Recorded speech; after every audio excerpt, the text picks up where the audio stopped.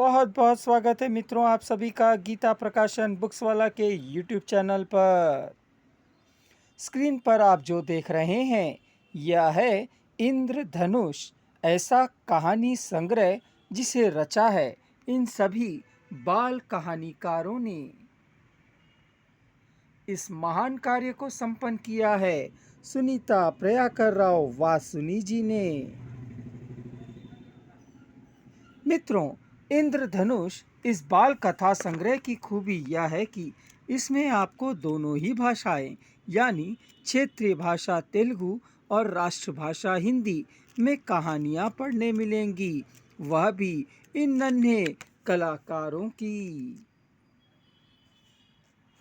क्या आपका मन कर रहा है कि इन नन्हे कलाकारों की कहानी का रसवादन लें? चलिए मैं आपकी जिज्ञासा को शांत करता हूँ और आपके लिए पठन करता हूँ शिवरात्रि सिंधु प्रिया, जो कि 7वीं कक्षा की छात्रा है, द्वारा लिखित कहानी दो पोते।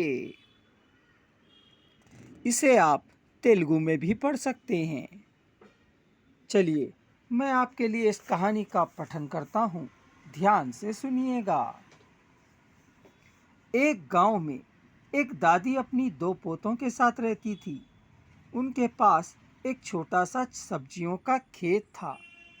दादी रोज खेत से सब्जियां तोड़कर बाजार में बेचती थी।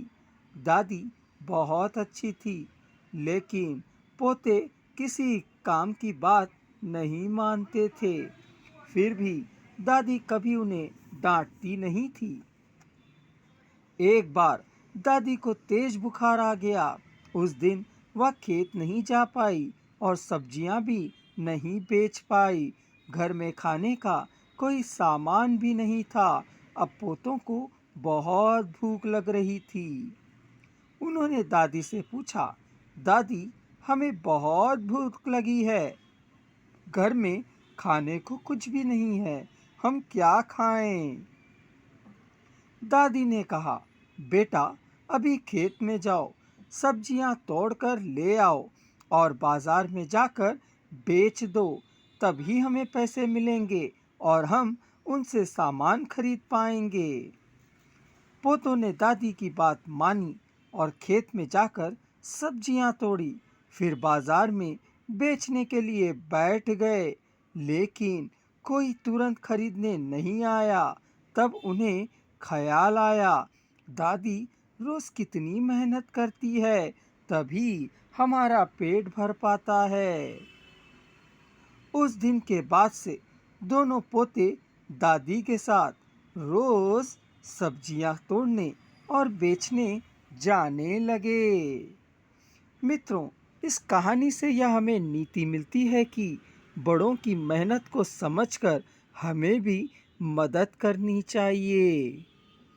आशा करता हूँ मित्रों आपको यह कहानी ज्ञानवर्धक लगी होगी और आप बाकी इन रचनाकारों की कहानियों से भी कुछ सीखना चाह रहे होंगे।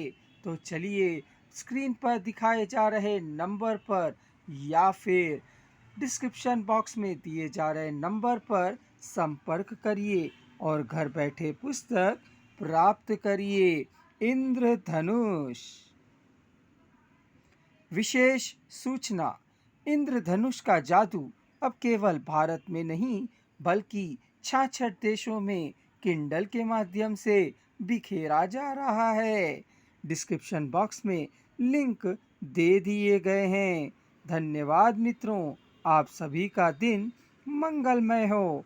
पहले हमें धन्यवाद देना होगा सुनीता प्रयाकर राव वासुनी जी ने, जिन्होंने हमें भारत के इन नन्हे रचनाकारों को एक प्लेटफॉर्म पहुंचाया। हो सकता है इनमें से कोई एक देश का नाम रोशन करे और आने वाले समय में एक बड़ा रचनाकार बन सके। धन्य हैं वह और उनके विचार।